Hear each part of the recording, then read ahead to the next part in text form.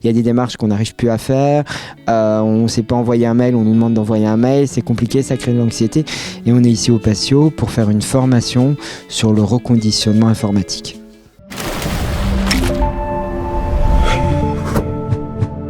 Le reconditionnement, c'est de prendre un ordinateur qui a déjà été mis en circulation, qui a déjà été utilisé, de voir comment cet ordinateur, on peut le remettre à jour, faire en sorte qu'il fonctionne correctement. On va peut-être monter un peu la mémoire vive de l'ordinateur pour faire en sorte qu'il soit un petit peu plus puissant. On va regarder si le disque dur fonctionne bien, est-ce qu'on le remplace, est-ce qu'on en met un autre. On va regarder si tous les principaux composants du disque dur fonctionnent bien. On va faire en sorte que cet ordinateur il soit réutilisé, peut-être à d'autres tâches que les tâches de départ en fait. J'ai appris beaucoup de choses pendant ma formation.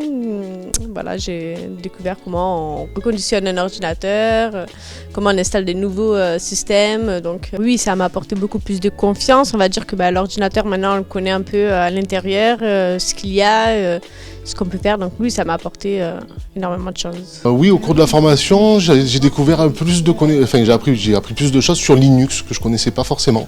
C'était pas forcément un écosystème que je connaissais et ça m'a permis de découvrir cet écosystème-là. Dans la formation, ça permet de développer le partage de connaissances et d'informations parce qu'on a tous plus ou moins un niveau différent et du coup on est complémentaires les uns des autres.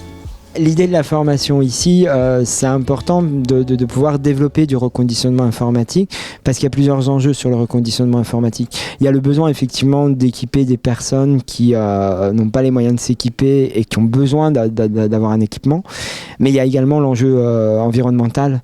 Aujourd'hui, c'est les déchets numériques, c'est énorme la quantité de déchets électroniques qu'on fait tous en fait, qu'on laisse tous derrière nous, derrière nos pratiques. C'est aussi très polluant, surtout en Afrique, parce qu'il y a des grosses décharges aujourd'hui de déchets électroniques en Afrique.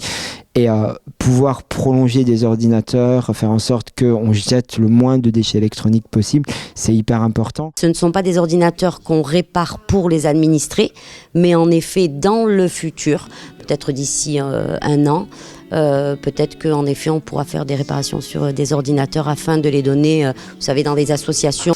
Pour moi, l'impact environnemental déjà est très important parce que si on recycle et qu'on réutilise des objets obsolètes, ça évite de les jeter ou de les envoyer dans des pays pour qu'ils soient démantelés et stockés à l'air libre et qui polluent la nature. Et puis ça permet surtout de protéger le peu de terres rares qui restent sur Terre et du coup ça évite de réouvrir des mines.